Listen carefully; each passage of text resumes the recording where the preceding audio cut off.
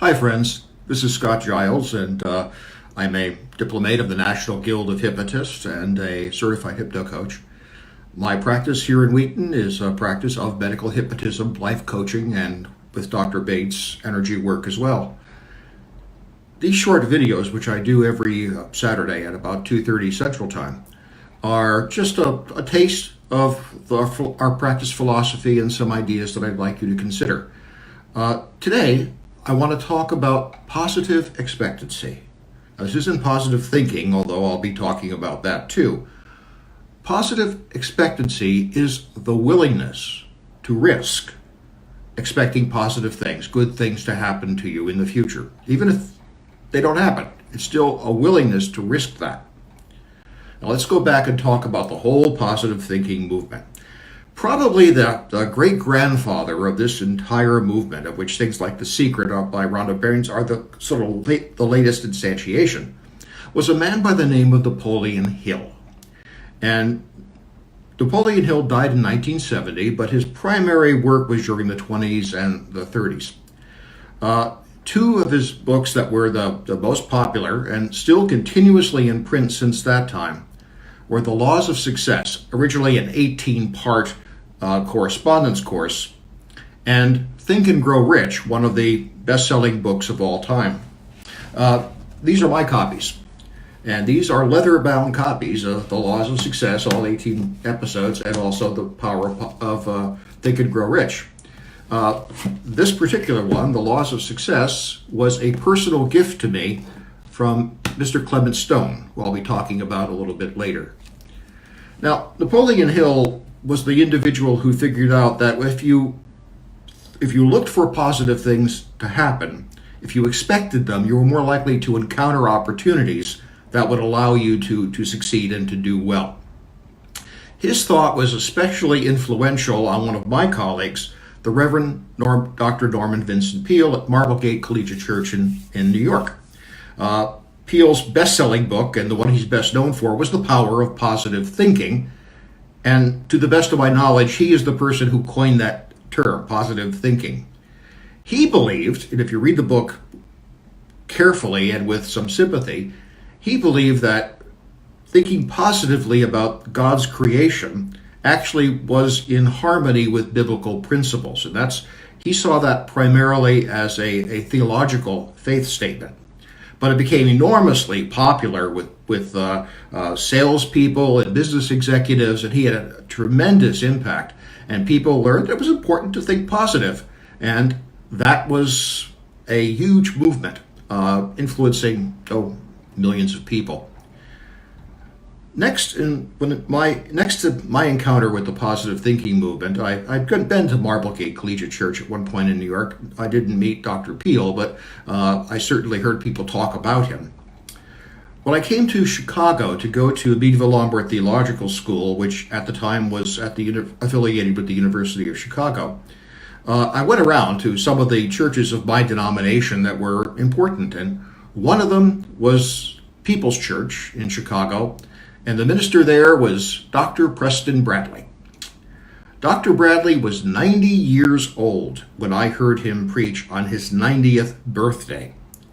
And he was still better than almost all of the preachers of my denomination I had heard. And I understand he was just a shadow of what he had been in his prime. Preston Bradley believed in what he called a positive mental attitude, which was his take on Dr. Peale's positive thinking. And it was the basis of a lot of his preaching. I was so impressed by Dr. Bradley that I did, in fact, have an opportunity to meet him and to talk, and he gave me instruction in preaching, and much of what I know about that I actually learned from him, not from the homiletics professor at my theological school. A close friend of Dr. Bradley was Clement Stone. At the time, one of the richest men in America, and the CEO of Combined Insurance, which would become Aon Insurance. Clement Stone and Napoleon Hill actually corresponded on a book called The Power of Positive Expectancy, which became also very, very popular, with Stone talking about how positive thinking had a business aspect to it. And Clement Stone was a member of People's Church and took care of Dr. Bradley when he did retire, paying his nursing home bills totally. Dr. Bradley died very gently and very well because of the generosity of Clement Stone. Clement Stone founded the Napoleon Hill Foundation to carry on the work of Napoleon Hill, and I was invited to the inaugural banquet and the inaugural meeting, and that's when I received my copy of The Laws of Success. Dr. Peel was influential, not just on Clement Stone, Napoleon, and others. He also influenced a minister in California, the Reverend Dr. Robert Schuller of Garden Grove Community Church, later the Crystal Cathedral. And Schuller's thing was what he called possibility thinking, which is his take on positive thinking, the idea of being willing to entertain the possibility that things could go well for you. And I like that better because it seemed less like just a determined effort to think that things were going to go well even if they weren't. Just simply saying the possibility that they could go well, that was more believable and more doable. And from that, I coined my term positive expectancy, a willingness to expect a positive future. Even if it doesn't happen, you're still willing to expect it. And there are good logical reasons for this.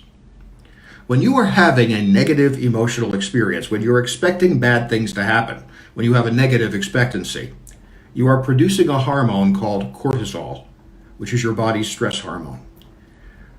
When cortisol is in your bloodstream, it affects everything. Your blood thickens. You're more likely to have a heart attack or a stroke. You gain weight. You're likely to store calories instead of burning them. Your immune system is turned down. You don't heal as well. And most importantly, your emotions are amplified and your rational thought is diminished. So you're more likely to make mistakes that will end up producing more problems for you with a kind of catch-22. Cortisol has a half-life of 12 hours. So when you have a negative experience, 12 hours later, half of that cortisol is still in your bloodstream. It takes 5 half-lives to completely extinguish a hormone from the human body, from the human bloodstream. So 60 hours. So if you face your life with a negative expectancy, you are continuously producing cortisol, which actively hurts your body and your chances of a happy, healthy life. So if you're willing to expect the positive of the future, you're not producing that cortisol. And so even if what you were hoping for doesn't materialize, you're still ahead of the game because you haven't injured yourself by walking around with the stress chemical in your blood that makes you do bad things, not heal well, and feel bad. Martin Seligman, a psychologist at the time was University of Pennsylvania School of Professional Psychology, published a book in 1991 called Learned Optimism. And here he talked about an experiment he did in learned helplessness.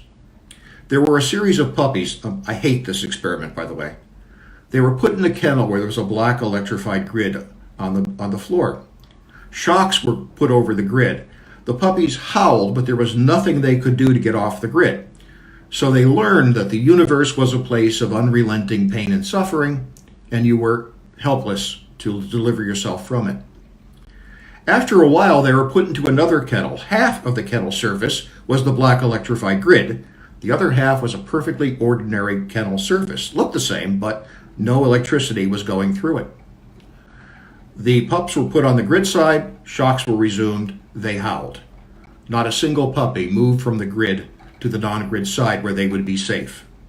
Because they had learned that they were helpless, that there was nothing they could do to deliver themselves from pain and suffering. And so even when they were in a circumstance where there was something they could do, that learning prevented them from seeing the possibility. They had learned to expect the negative, and that prevented them from seeing an opportunity that was right before them. So being willing to expect the positive puts you in a better position. You're more likely to see opportunities that are before you, and even if those opportunities don't materialize, you still haven't injured yourself by filling your body full of a hormone that makes you sick, that makes you fat, and that makes you feel awful. So that's what I have to say. I will not be here next Saturday at 2:30. I will be in Las Vegas. I'm faculty for the Solid Gold Convention of the National Guild of Hypnotists, and I'll be doing a 3-hour seminar there on mindfulness and hypnosis. But I will be back the following Saturday with another program. And that one, I'm going to talk about the danger of overthinking. So I hope you'll join me if you have an interest. Thank you for your time and attention. As always, if I could be helpful to you, feel free to reach out. My website is www.csgiles.org. Thank you much. Bye-bye.